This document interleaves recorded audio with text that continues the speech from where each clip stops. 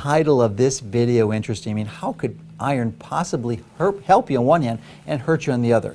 Well, I'll answer that question in a moment, but first it's important to understand what the function of iron is in our body. Typically, it has many, of course, but one of the most common functions is it binds into hemoglobin molecule. And it's in the red blood cells, and it's passed throughout your entire body, of course.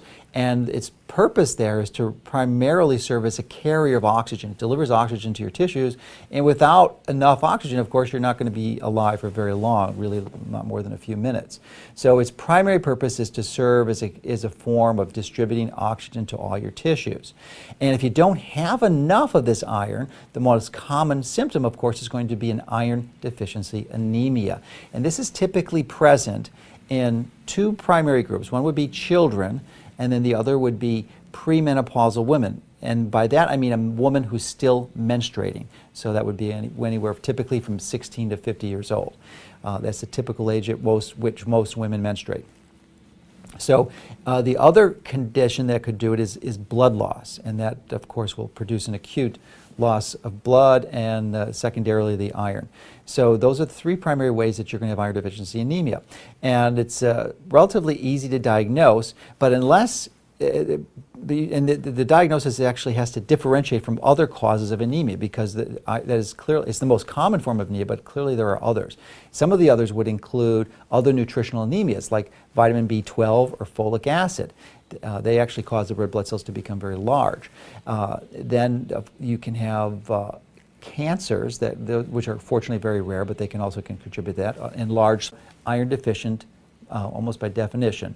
And the lower it is, the worse your deficiency. If it's above 80, the more iron you have in your body, and it's excess. So you really should not have a triple-digit ferritin level. And it can go really high. I've seen them over 1,000, but anything over 80 is going to be a problem. So the sweet spot really is somewhere between 40 and 60. Now, the reason you want to limit that is because it could, as I said earlier, can contribute to premature cancer and heart disease. And when I first learned about this about 8, 9 years ago, and I diagnosed, and I did tested myself and my entire family, and it turns out that my dad had very high levels of iron, and his ferritin level was about 500. And in fact, it was so high that it was actually caused tissue damage in his pancreas, and he developed type 1 diabetes from that.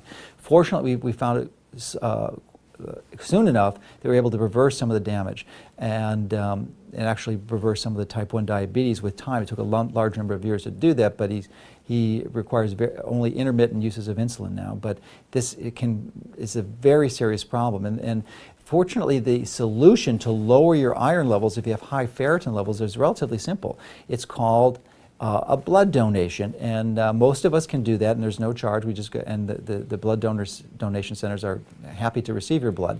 But many of us have had illnesses in the past that prevent us from donating our blood. And in that case, you need to see a physician who can write a prescription for a therapeutic phlebotomy, which actually removes that, and they would dispose of the blood.